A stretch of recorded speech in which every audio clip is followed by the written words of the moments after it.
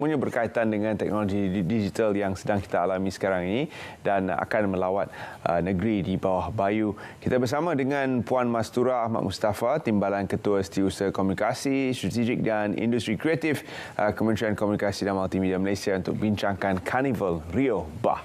Assalamualaikum Puan Mastura. Okay, Waalaikumsalam Zaliha, Terence. Selamat pagi. Terima kasih kerana sudi bersama kami pagi ini. Jadi kalau dilihat semula apa yang berlaku di karnival pertama dahulu, sambutan memang sangat membanggakan. Bagaimana pula momentum ke arah penganjuran Karnival Rio Bah di Sabah ni pula? Okey, Assalamualaikum, salam sejahtera dan salam keluarga Malaysia. Terima kasih selamat pagi Malaysia kerana menjemput saya untuk bercerita mengenai Rio Bah bersama Hotlink yang kita akan adakan di Pusat Konvensyen Antarabangsa Sabah atau SICC pada 3 hingga 5 Jun 2022 ini, iaitu sebenarnya bermula Jumaat ni lah. Sebagaimana yang kita dah maklumkan terdahulu di Air Hitam, Kembara Riuh Keluarga Malaysia ni merupakan inisiatif Kementerian Komunikasi dan Multimedia Malaysia atau KCOM melalui agensinya My Creative Venture untuk menyemarakkan semula industri kreatif negara yang terjejas teruk disebabkan oleh pandemik COVID-19. Jadi objektif utama kita sebenarnya adalah untuk menyediakan satu platform bagi penggiat-penggiat seni berinteraksi secara langsung dengan orang ramai, mewujudkan keterujaan, minat dan apresiasi terhadap industri jingga dan memacu pertumbuhan ekonomi yang mampan dan inklusif. Jadi seperti yang kita sedia maklum, Kembara Riuh Keluarga Malaysia ni telah dilancarkan pada tahun ini dengan edisi pertama Riuh Act bersama Unify di Air Hitam Johor pada 3 hingga 5 Mac yang lalu. Alhamdulillah sambutan amat menggalakkan walaupun kita buat pada skala yang kecil. Dianggarkan lebih kurang 5,000 pengunjung telah hadir di Air Hitam. Jadi untuk edisi kali ini kami membawa Riuh terbang ke negeri di bawah bayu yang kaya dengan kepelbagaian budaya, tradisi dan sejarah yang unik. Oleh itu, Rio Bah bersama Hotlink akan mengetengahkan lebih ramai bakat dan kemahiran penggiat industri kreatif terutamanya dari Sabah. Kita buat skala lebih besar daripada Air Hitam. Kita menyediakan sebanyak 100 gerai jualan barangan kreatif dan makanan serta minuman. Sekurang-kurangnya 15 persembahan muzik, tarian tradisional dan moden serta pelbagai aktiviti kreatif dan pameran seni visual akan dihidangkan kepada pengunjung di sana. Saya masih ingat Karnival Rio di Kuala Lumpur satu ketika dulu di mana pelbagai aspek industri kreatif diketengahkan. Terutama sekali yang saya paling suka adalah kreativiti dalam industri makanan. Memang sedap dan cantik pada ketika itu. Adakah unsur-unsur kreatif tempatan Sabah akan ditonjolkan dalam Karnival Rio Bah dan apakah pengisian-pengisian menarik yang boleh dijangkakan oleh semua pengunjung ke Sabah International Convention Centre nanti? Ya, Terence, seperti yang saya nyatakan, untuk Rio Bah bersama Hotlink KCOM ni kita telah meningkatkan skala persembahan kita dan oleh itu kita mensasarkan sekurang-kurangnya 10,000 pengunjung lah untuk datang dan meriahkan Rio kali ini. Oleh itu, semestinya kami menyediakan pelbagai pengisian yang menarik untuk dinikmati oleh keluarga Sabah. Kami mahu pengunjung yang hadir ni balik dengan senyuman di muka masing-masing bersama-sama hasil pembelian barang-barang kreatif yang menarik dan unik.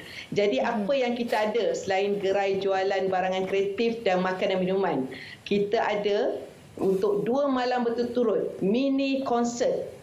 Iaitu pada 3 dan 4 Jun yang melibatkan artis-artis popular tanah air. Iaitu Datuk Jamal Abdillah, Datuk DJ Dave, Strange, Mafis, Linda Nanuel, Alina Murang, Kicau Vilau, Bamboo Wood Orchestra, Velvet, Atmosfera, Syamil dan Wani Khairi. Kita juga ada persembahan kebudayaan dari Jabatan Kebudayaan dan Kesenian Negeri Sabah di mana pengunjung boleh turut serta dan mencuba tarian seperti tarian Magunatif. Saya pun nak cuba tarian ni. Harap-harap kaki saya tak tersangkutlah dekat pulau tu. Okey, pengunjung juga boleh menyertai aktiviti-aktiviti melukis batik, anyaman saling kawang dan lukisan potret. Kita juga menyediakan booth agensi-agensi KCOM seperti Japan, RTM, Finas, FCMC, MDEC, Cyber Security, Malaysia dan Mynik. Mereka akan berada di tapak Rio untuk memberikan perkhidmatan secara langsung kepada orang ramai. Jadi orang ramai boleh mendapat penerangan dan juga boleh mengadu sebarang masalah yang berkaitan dengan agensi masing-masing, dan yang penting mendapat tahu apakah program dan dana yang disediakan oleh kerajaan terutamanya bagi penggiat industri kreatif.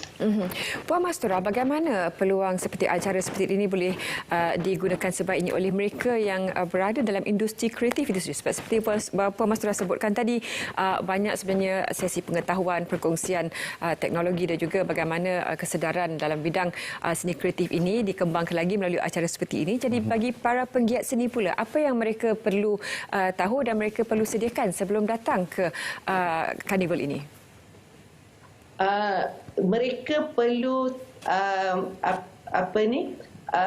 memahami bahawa kerajaan telah mengenal pasti industri kreatif sebenarnya adalah di bawah rancangan Malaysia ke-12 merupakan industri berimpak tinggi, industri yang strategik.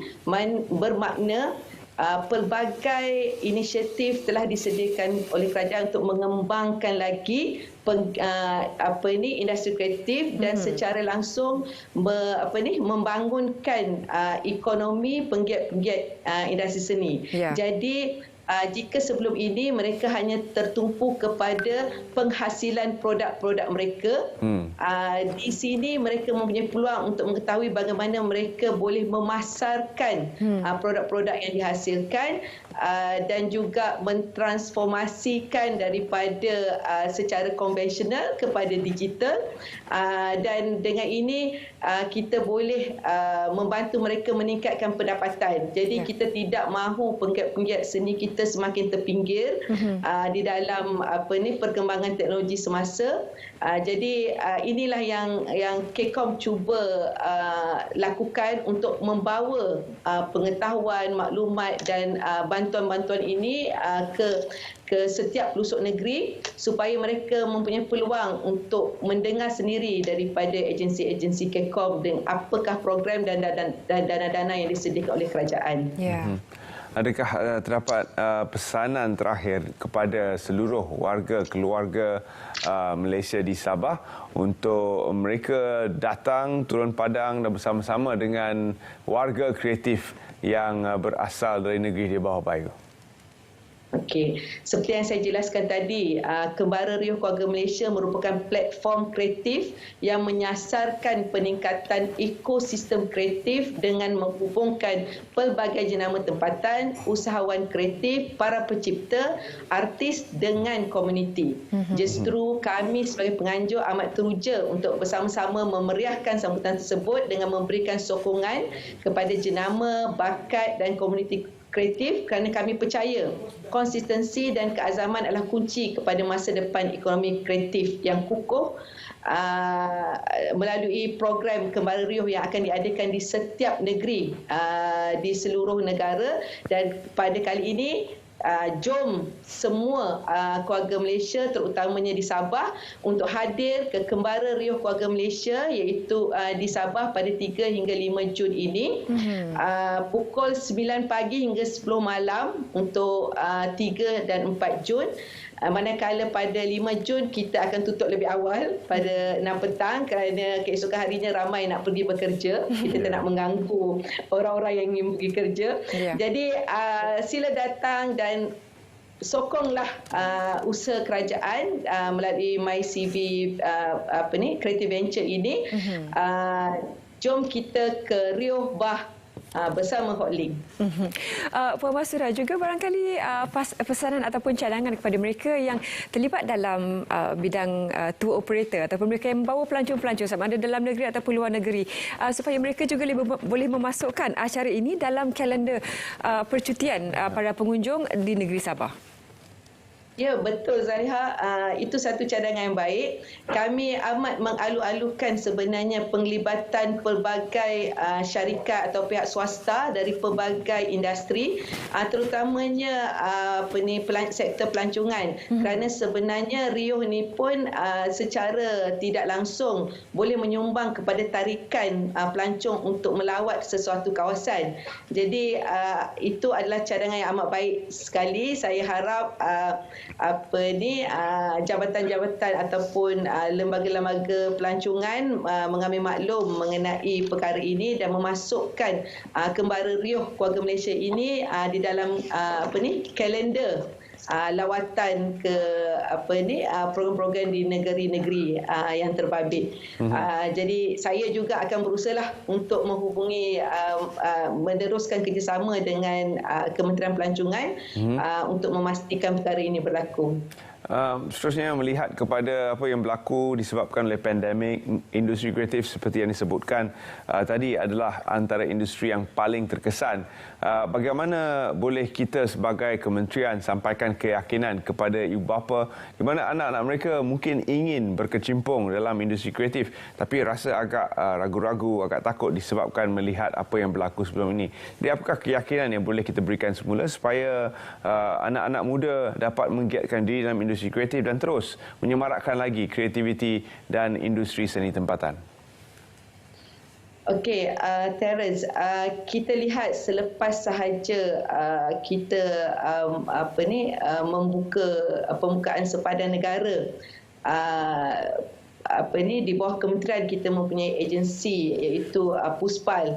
Kita terus menerima senarai panjang permohonan untuk sama ada penggambaran filem, penggambaran dokumentari, penggambaran drama untuk dibuat di negara ini.